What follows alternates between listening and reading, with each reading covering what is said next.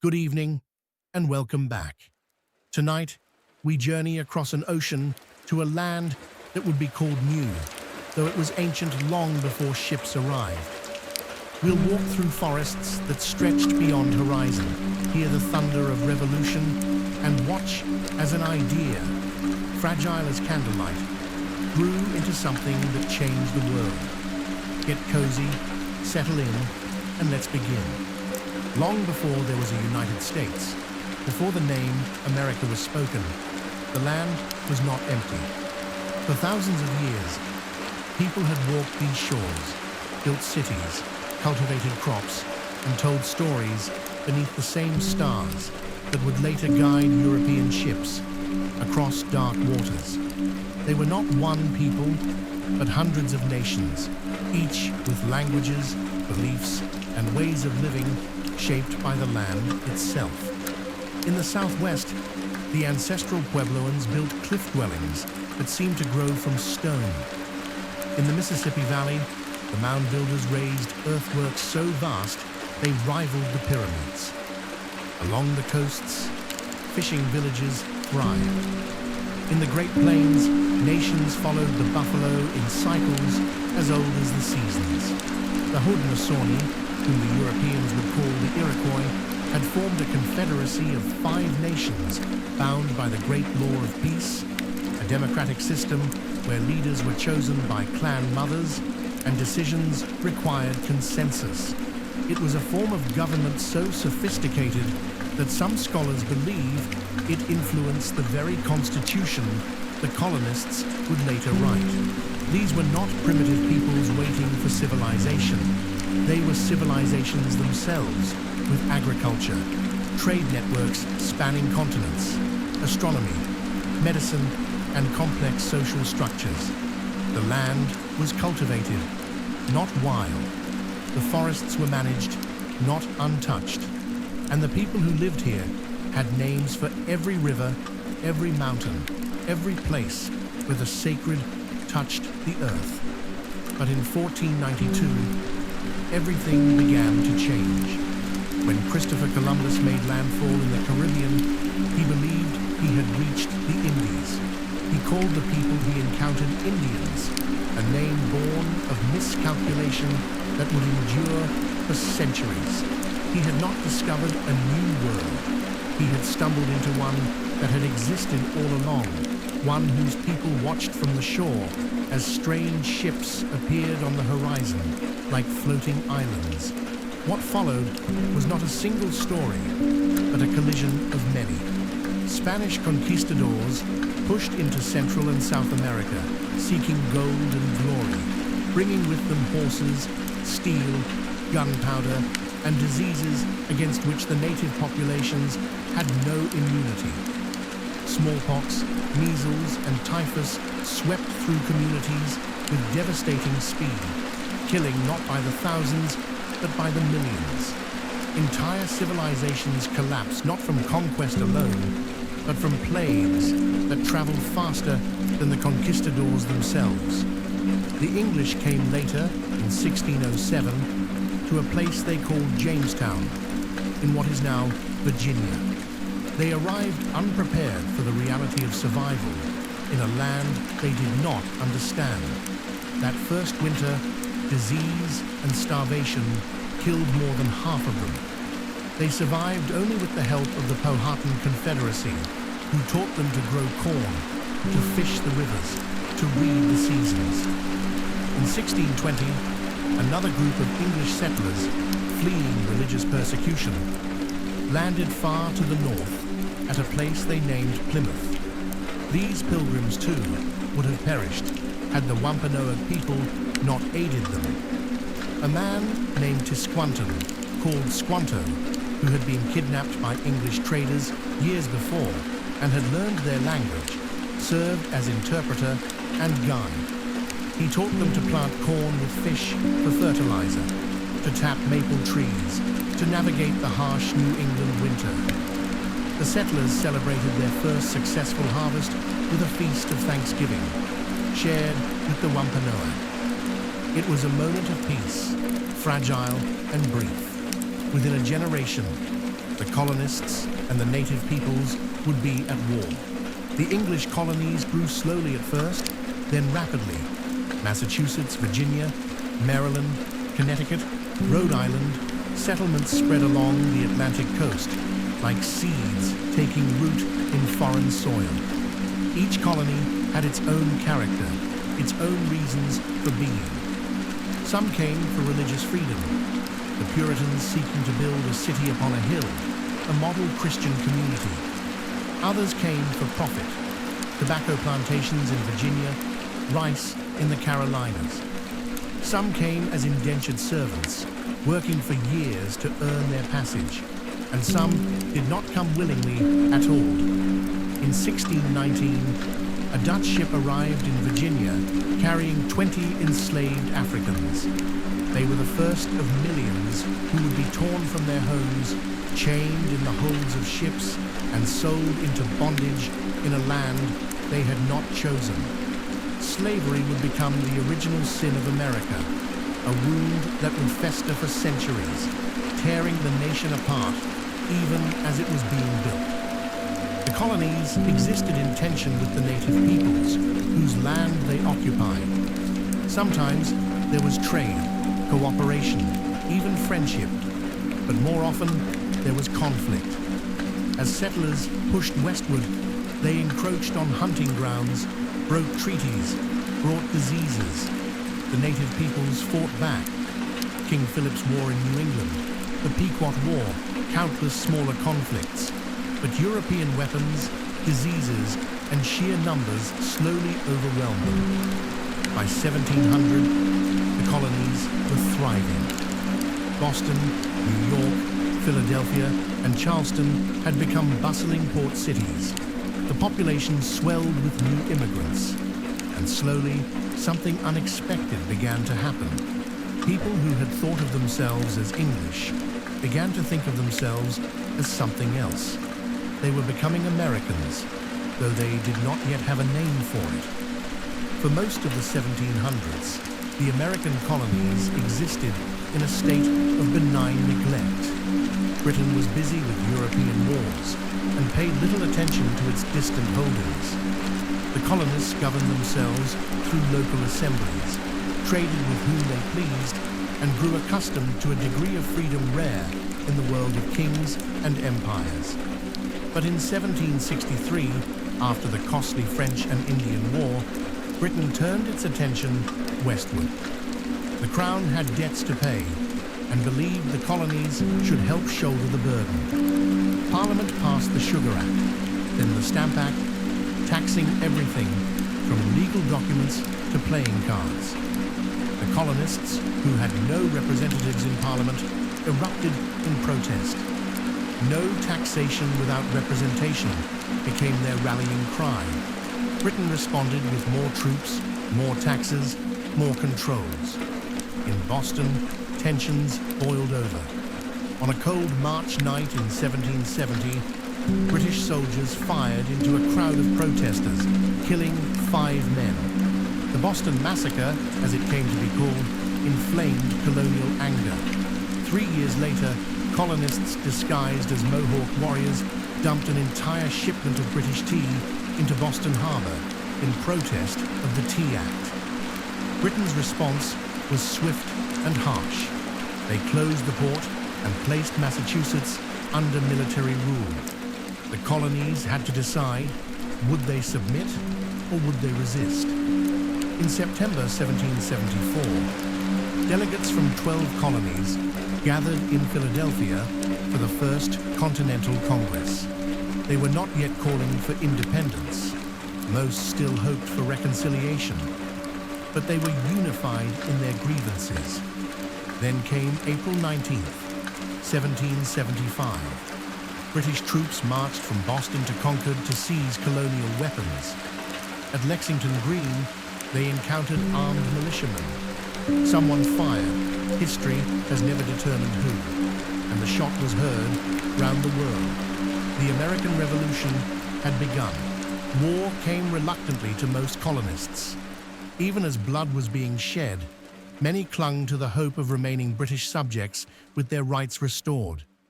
But as months passed and King George III declared the colonies in open rebellion, the possibility of reconciliation faded like morning mist. In June 1776, a Virginia delegate named Richard Henry Lee stood before the Continental Congress and proposed a resolution. These united colonies are, and of right ought to be, free and independent states. A committee was formed to draft a declaration. The task fell largely to Thomas Jefferson, a tall, quiet Virginian with a gift for words. On July 4th, 1776, the Declaration of Independence was adopted. Its words were revolutionary not just for America, but for the world. We hold these truths to be self-evident, that all men are created equal, that they are endowed by their Creator with certain unalienable rights, that among these are life, liberty, and the pursuit of happiness. The irony was not lost on everyone. Jefferson himself owned slaves. So did many of the signers. The contradiction between the ideals they proclaimed and the reality they lived would haunt the nation from its birth.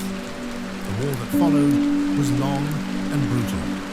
George Washington, a Virginia planter appointed to lead the Continental Army, faced impossible odds. His troops were poorly trained, poorly equipped, often unpaid. They fought in tattered uniforms, sometimes without shoes, leaving bloody footprints in the snow at Valley Forge during the terrible winter of 1777 to 78. But they endured. With crucial aid from France, which saw an opportunity to weaken its old enemy Britain, the colonists fought on. In October 1781, British General Cornwallis surrendered at Yorktown. The impossible had happened. The colonies had won their independence. Winning independence was one thing. Building a nation was another. The Articles of Confederation, America's first constitution, created a weak central government that couldn't pay its debts, couldn't regulate trade, couldn't enforce its own laws. By 1787, it was clear something had to change. That summer, delegates gathered in Philadelphia once more, meeting in secret behind closed doors. They had been sent to revise the Articles of Confederation. Instead, they wrote an entirely new constitution. The debates were fierce. How much power should the federal government have? How should states be represented? What about slavery? The compromises they reached were imperfect. Slaves would be counted as 3/5 of a person for representation purposes, a moral calculus that still shocks. But the framework they created was revolutionary. Power would be divided among 3 branches: legislative, executive, and judicial, each checking and balancing the others. The Constitution could be amended, allowing it to grow and change. And soon, a Bill of Rights was added, guaranteeing freedoms of speech, religion, press, and assembly. In 1789, George Washington was unanimously elected as the first president. He served 2 terms, then voluntarily stepped down, establishing the precedent of peaceful transfer of power. It was an act so unusual that King George III, upon hearing of it, reportedly said, "If he does that, he will be the greatest man in the world." The young nation was fragile. Political factions formed immediately, Federalists who wanted a strong central government and Democratic Republicans who feared federal overreach. The compromise that had allowed the Constitution to pass had left the question of slavery unresolved, a ticking bomb buried in the foundation. The 19th century was defined by expansion. In 1803, President Thomas Jefferson purchased the Louisiana Territory from France, doubling the size of the nation overnight. Lewis and Clark led an expedition to the Pacific, mapping a continent. Settlers pushed westward in covered wagons, drawn by promises of land and opportunity, following a doctrine they called manifest destiny, the belief that America was destined to stretch from sea to shining sea. But this expansion came at a terrible cost. native peoples were pushed from their ancestral lands, forced onto reservations, or killed outright. In 1838, the Cherokee Nation was forcibly marched from Georgia to Oklahoma along what became known as the Trail of Tears. Thousands died along the way. Meanwhile, the question of slavery grew more urgent with each new territory added to the Union. Would they be slave states or free? The Missouri Compromise of 1820, the Compromise of 1850, the Kansas-Nebraska Act, each was an attempt to maintain balance, to delay the inevitable reckoning. The North was industrializing, building factories and railroads, filling with immigrants from Ireland and Germany. The South remained agricultural, its economy built on cotton and the enslaved people who picked it.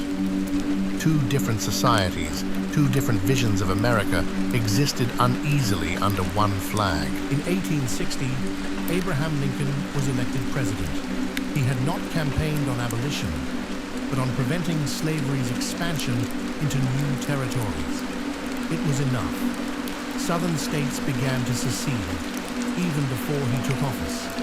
By the time of his inauguration in March 1861, 7 states had left the Union to form the Confederate States of America. Lincoln's first inaugural address was a plea for unity. We are not enemies, but friends. We must not be enemies. But his words could not prevent what came next. On April 12, 1861, Confederate forces fired on Fort Sumter in Charleston Harbor. The Civil War had begun.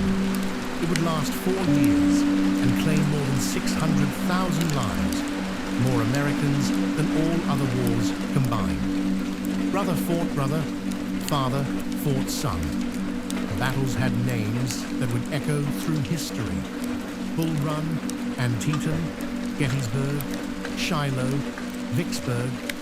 In 1863, Lincoln issued the Emancipation Proclamation, declaring slaves in Confederate territory to be free.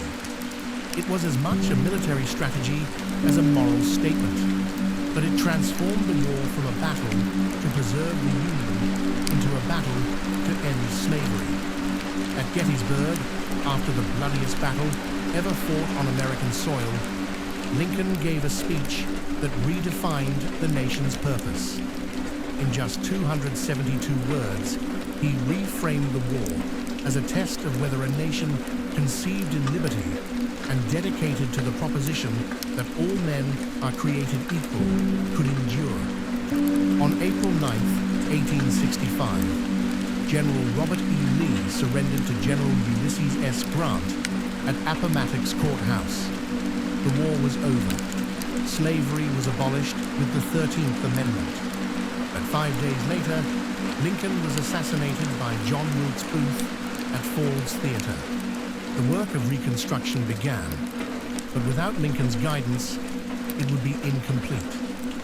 Former slaves gained citizenship and voting rights through the 14th and 15th Amendments, but they faced violence, discrimination, and the rise of Jim Crow laws that would enforce segregation for another century.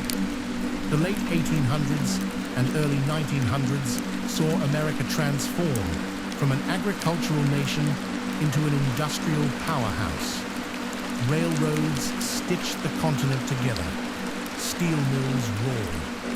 Oil gushed from wells in Pennsylvania and Texas. Inventors like Thomas Edison and Alexander Graham Bell changed daily life with electric lights and telephones. Immigrants poured through Ellis Island, seeking the American dream.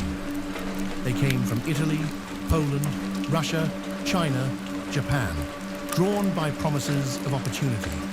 They worked in factories, built railroads, mined coal. Their labor built modern America, though they often faced discrimination and exploitation. America stepped onto the world stage. The Spanish-American War in 1898 gave the U.S. control of Puerto Rico, Guam, and the Philippines. When World War I erupted in Europe in 1914, America initially stayed neutral. But in 1917, it entered the conflict. American soldiers helped tip the balance, and President Woodrow Wilson proposed a League of Nations to prevent future wars. The 1920s roared with prosperity, jazz, and optimism.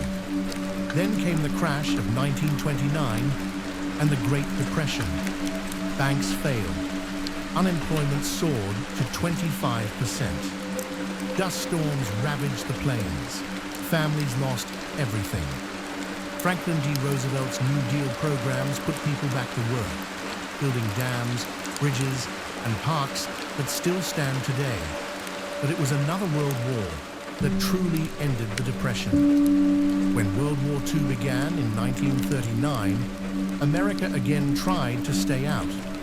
But on December 7th, 1941, Japan attacked Pearl Harbor, and neutrality was no longer an option. America mobilized with stunning speed. Factories that had made cars now made tanks and planes. Women took jobs previously held only by men. The nation was united in purpose. American forces fought in Europe and the Pacific. On D-Day, June 6, 1944, Allied troops stormed the beaches of Normandy. In the Pacific, battles like Iwo Jima and Okinawa were won at terrible cost. And in August 1945, America dropped atomic bombs on Hiroshima and Nagasaki, ending the war but ushering in the nuclear age.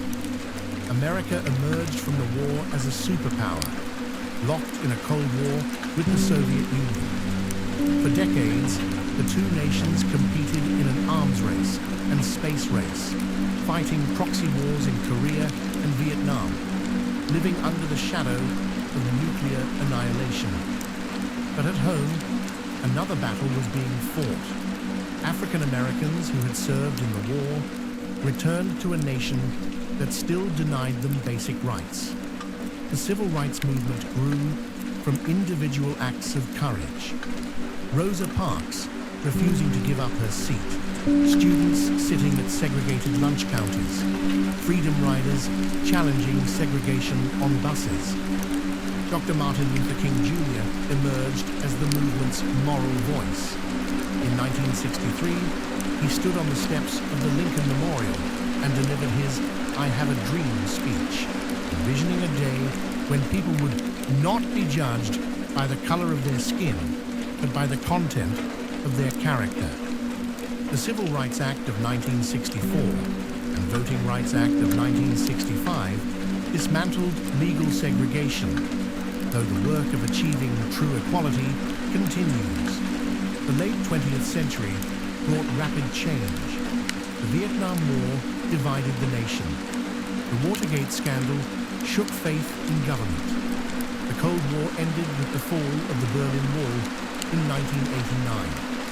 Technology accelerated. Personal computers, the internet, smartphones, connecting the world in ways previous generations could never have imagined. September 11th, 2001 brought new challenges.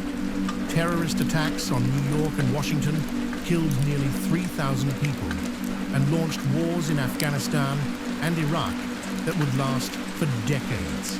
Through it all, America remained a work in progress, still wrestling with the contradictions present at its founding. A nation built on ideals of equality that took centuries to extend those ideals to all its people. A land of immigrants that has often feared new immigrants. A democracy that has sometimes failed to live up to its own principles. American history is not a tale of inevitable progress or manifest destiny. It is a story of struggle, of ideals proclaimed but not always honored, of people fighting to make those ideals real. It is a story still being written. The words Jefferson wrote in 1776, that all are created equal, were revolutionary not because they described reality, but because they described an aspiration. Every generation since has had to decide what those words mean and who they include. The slaves who fought for freedom The suffragists who marched for the vote, the workers who organized for fair wages, the activists who demanded civil rights, they were all claiming the promise of America, insisting that the nation live up to its founding principles. America's greatest strength has never been perfection, but the willingness to confront imperfection, to acknowledge failures, to keep striving toward those self-evident truths. The story is unfinished because it must always be unfinished. Each generation inherits both the triumphs and failures of those who came before and must decide what to do with that inheritance. And so the story continues, written in the choices we make, the values we uphold, the world we leave to those who come after. The experiment begun in 1776. Whether people can govern themselves, whether freedom and equality can coexist, whether a diverse nation can find unity, continues still. And now, the story pauses. The stars that guided ships across dark waters still shine. The land that was called new is old again. But the ideas that sparked the revolution endure, carried forward by each new generation that dares to dream of what America might yet become. Good night,